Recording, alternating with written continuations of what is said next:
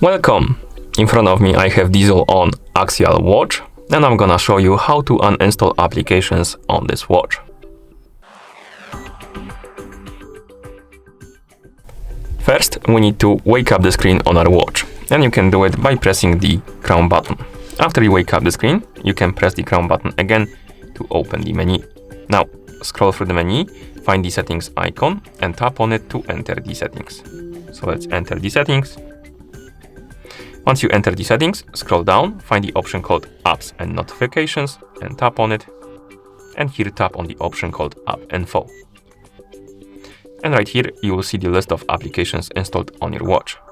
And to uninstall the application, simply tap on it, tap on Uninstall, tap on the check mark, and wait. And after a couple of seconds, the app should disappear from the list, which means that the app was uninstalled from your watch. And once you're done, you can press the crown button to go back to watch face.